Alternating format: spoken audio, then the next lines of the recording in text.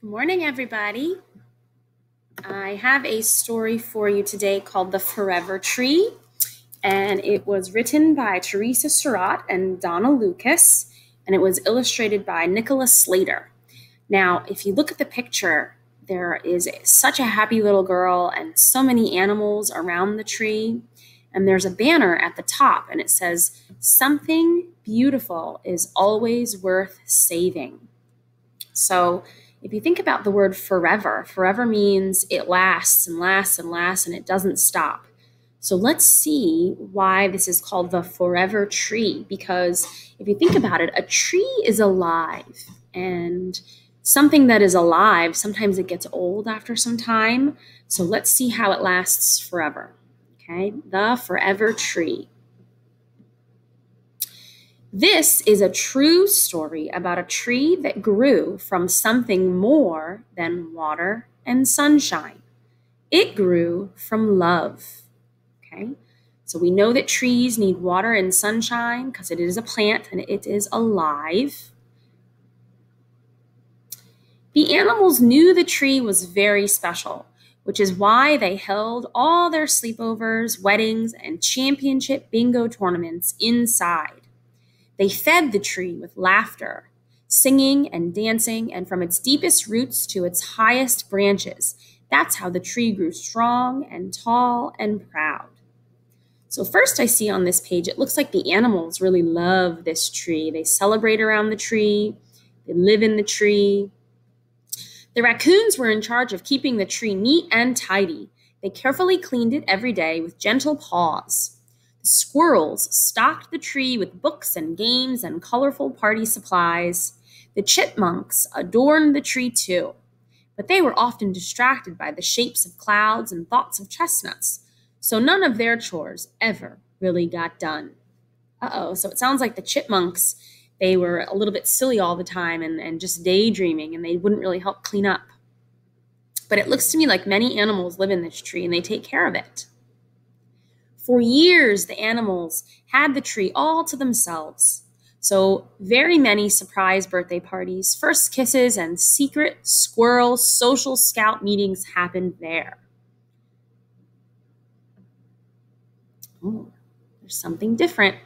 One day, an unexpected visitor arrived. It was a grandfather. He was strong and a tall, proud man. He knew the tree was special too. He threw a rope up and over the sturdiest limb. His hands worked quickly and with love. Okay, so he's stringing up that rope, and I can see some eyes creeping at the grandfather in the tree. They're very curious what he's doing. The next morning, a little girl named Charlie came out to play.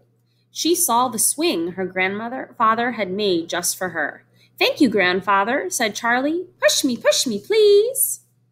So the grandfather put a swing there for his granddaughter. The raccoons, squirrels, and chipmunks all stopped what they were doing. People had never noticed their special tree before.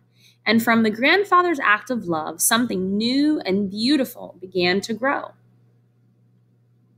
Every day, Charlie's grandfather pushed her on the swing, and soon more children came. They brought their mothers, fathers, grandmothers, and grandfathers. They pumped their legs and voices up to the sky. So now, friends, it's not just animals that were enjoying the tree. Now it looks like lots of people are enjoying the tree as well. At first, the animals were worried, maybe even a little annoyed. This was their special tree. They weren't quite sure they wanted to share it. The raccoons began plotting a revolution underground. The squirrels argued for animal and people togetherness. And the chipmunks were not much help at all because they were still gazing at the clouds. Okay, so I see a mom and a little boy looking at the swing, and down below, this is underground under the tree, the raccoons are drawing a map of how to get the people to stop coming to their tree. But the people turned out to be good neighbors. They were kind to the animals and their beloved tree. They shared their most delicious snacks. Okay, so it looks like the animals are starting not to mind because the little boy made some bird feeders and he's giving the raccoon some corn and maybe some cereal from his bag. The raccoons advised the animals, "Be nice and don't bite."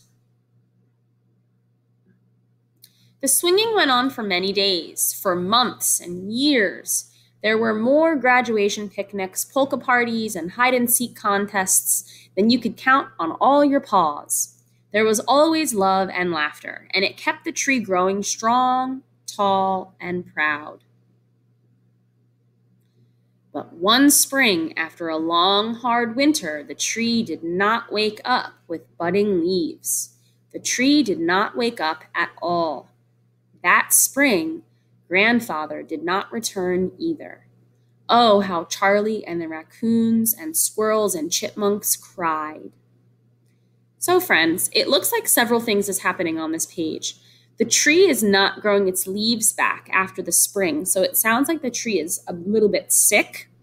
I also noticed the girl has her head hanging down low and she's got her eyes closed and she's not swinging on her swing or smiling. So think about how she's feeling. The words in the book also says that she cried. Okay, so I bet she's feeling pretty sad. I also noticed this yellow cane next to the tree. That was her grandfather's, but the book also said that her grandfather did not return. Okay, so he might have gotten sick as well. He wasn't able to push her. Then official people came and said the tree was now unsafe. Friends, if something is unsafe, that means it is not safe. The animals did not know what this meant, and they felt afraid. The raccoons organized an emergency meeting. They had heard of people who knew how to fix things, people who knew how to use their hearts and brains and hands to make things that last forever. Special people who believe that something beautiful is always worth saving. So these animals don't want their tree to get taken away, so they have a plan. They're going to do something to keep the tree. The animals began their search. The raccoons identified architects by poking inside their recycling bins. Friends, an architect is somebody that builds things. The squirrels found carpenters by following the scent of wood. They whispered in their sleeping ears. A carpenter is also somebody that builds things. That squirrel is being silly with the sock on his head. I wonder what they're whispering in his ear. Maybe they're asking for help. Ooh, this is beautiful. The chipmunks lured artists with trails of chestnuts and wild red berries and arranged impossibly intricate swirls. So it looks like they're making some art so people come and look at their tree. Planners and builders of all kinds were found. Together, they came up with an idea to save the tree. They thought, sketched, and measured. They sawed and scurried and sanded. Okay, so it looks like this lady's measuring the window and this man is cutting a little bit of the limb. Ooh, here they're building something. Day and night, they worked quickly, skillfully, and with love. Ooh, look what they built. They promised each other that their tree would stand forever, strong and tall and proud. The swing would always hang from its sturdiest limb.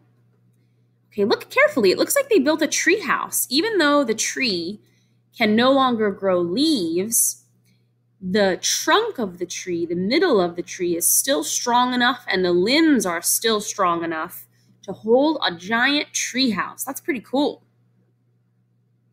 And somewhere way, way up above, the grandfather looked down and smiled. Okay, so the little girl is in the new treehouse, but she's looking up at the sky and she's thinking of her grandfather. And I bet the grandfather would love to see this treehouse. Friends, that's the end of our story, but I want to show you something. This story is based on a real tree and a real treehouse. This small picture in the top, that was the real tree that the story is about. And eventually the tree did get sick and it did not grow leaves anymore. So at the bottom, they built a real tree house out of that tree. And this is what it says. In 2004, the author, Teresa, and her husband, David, purchased an old camp in Wisconsin. Their grandfather hung a real swing from the tree, but after a year he did get sick and the grandfather died. The tree got sick and caught something called Dutch elm disease. But everyone around their community and their neighborhood knew that the tree was special, and they built a 3-story cottage. A cottage is a small house, and it had 3 stories. So it might have had a living room and an attic and a downstairs. And the tree is still there today. Okay, so that story is based on a true tree and a real house. Okay, friends, this book will be in our library. I hope you enjoyed our story today, and I will see you later. Bye-bye.